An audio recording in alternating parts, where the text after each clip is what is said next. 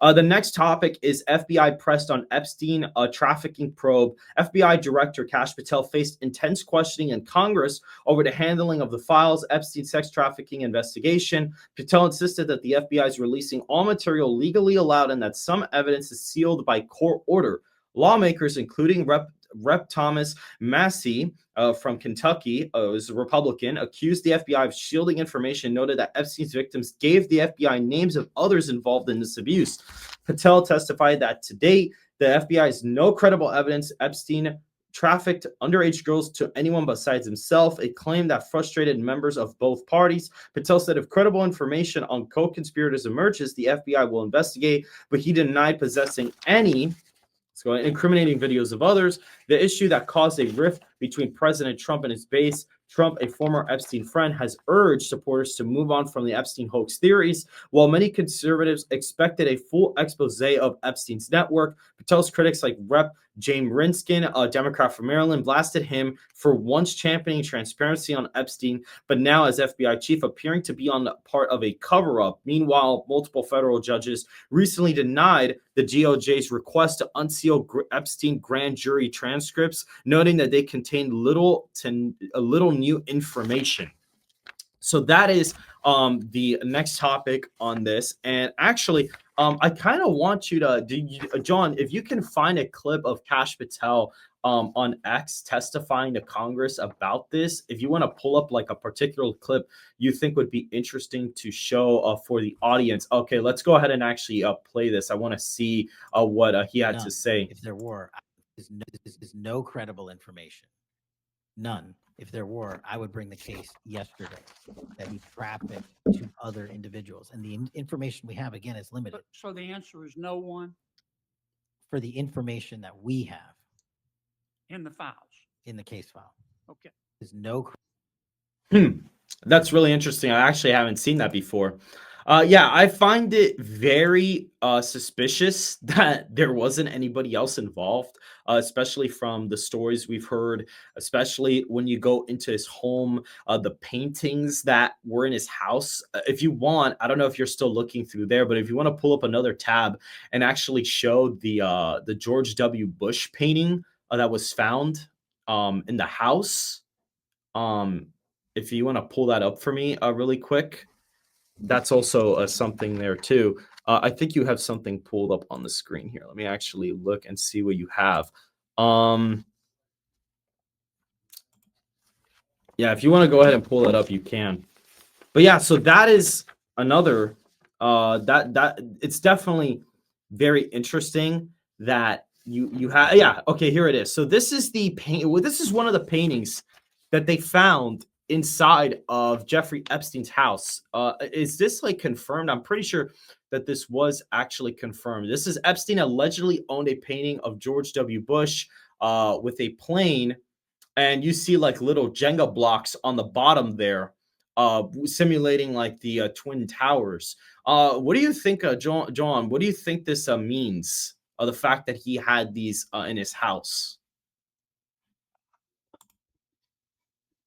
I mean, it's very telling. I mean, we've always grown up with like that saying, George Bush did 9/11. If Epstein has this hung up in his house, it makes me believe that George Bush actually had something to do with 9/11. Maybe there's something there. Maybe Epstein is trying to tell us that Bush had some involvement in it. Because I mean, that's what I get from it. I mean, no person would put a painting up like that in his house and have former presidents come over and look at it. You know what I'm saying? It's like, right, because yeah, I mean, he had he had Bill Clinton come over. Bill Clinton is good friends with George Bush, so right. I wonder, like, how did Bill take it? Right, like, you know.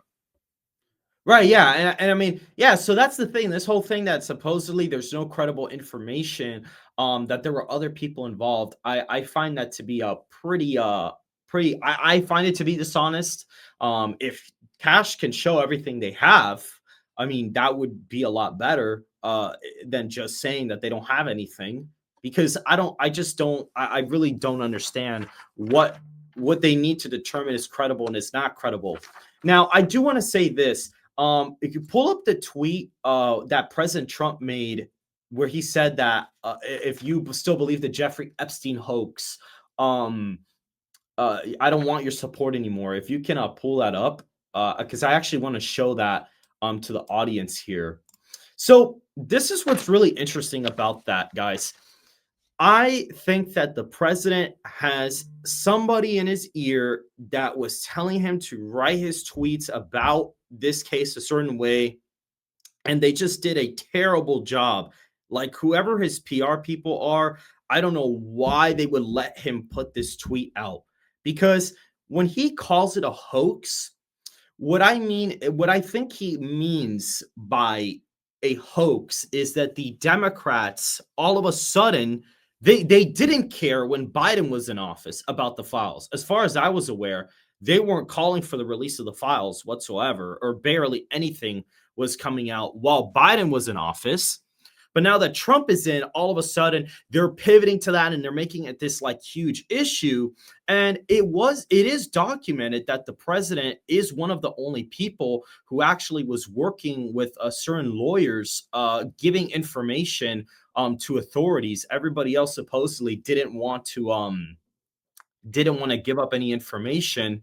And the president even kicked out Jeffrey Epstein in the early 90s from his Mar-a-Lago estate after he was allegedly flirting with a member's underage daughter. And this is the tweet that he put up a couple weeks ago, maybe a couple months ago now, actually. The radical left Democrats have hit pay dirt again, just like with the fake, fully discredited Steele dossier, the lying 51 intelligence agents, the laptop from hell, which the Dems swore had came from Russia. And even when Russia scam itself, a totally fake and made up story used in order to hide crooked Hillary Clinton's big loss in the 2016 election. These scams and hoaxes are all the Democrats are good at. It's all they have. They are no good at governing, no good at policy, no good at picking winning candidates. Also, unlike Republicans, they stick together like glue. Their new scam is what we will forever call the Jeffrey Epstein hoax. And my past supporters have bought into this BS hook, line, and sinker. They haven't learned their lesson and will probably never. And even have been, after being conned by the lunatic left for 8 long years, I have had more success in 6 months than perhaps any president in our country's history. And all people want us to talk about, and with strong prodding by the fake news and the success-starved Dems, is the Jeffrey Epstein hoax. Let these weaklings continue forward and do the Democrats' work. Don't even think about talking of our incredible and unprecedented success, because I don't want their support anymore. Thank you for your attention to this matter. Make America great again. I mean, I understand his perspective, because and again, this is just going based off of information that's out there. If I had kicked this person out of my estate in the early 90s and I worked with authorities to help with an investigation as much as possible, and then you have people saying that you're allegedly involved with Epstein stuff, which it isn't confirmed whether or not the president was involved, but I would find it pretty frustrating that they're bringing this up all of a sudden, especially that they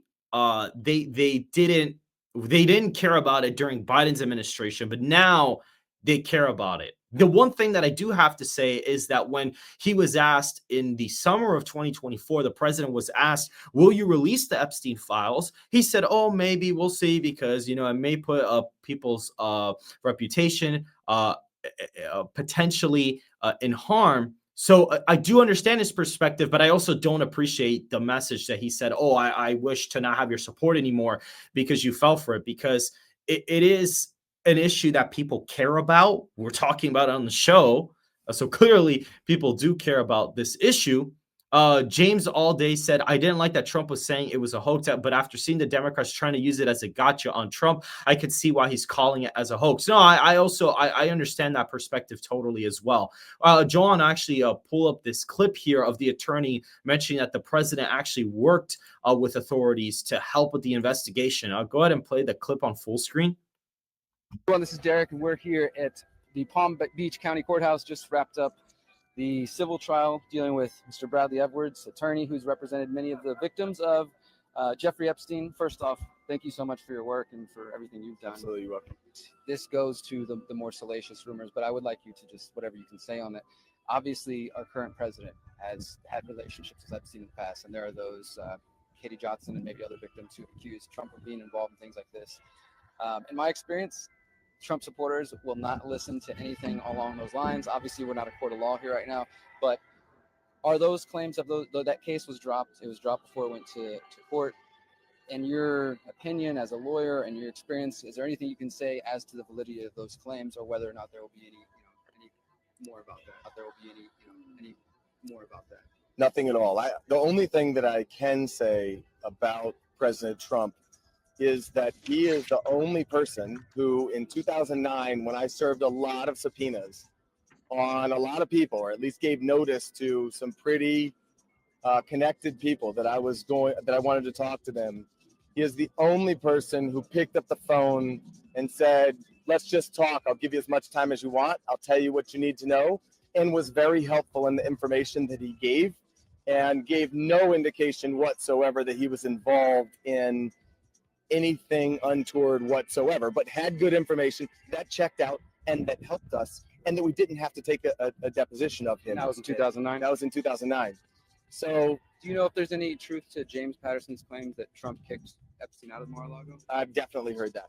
I definitely heard that. I don't know that it was Trump himself as opposed to a manager there.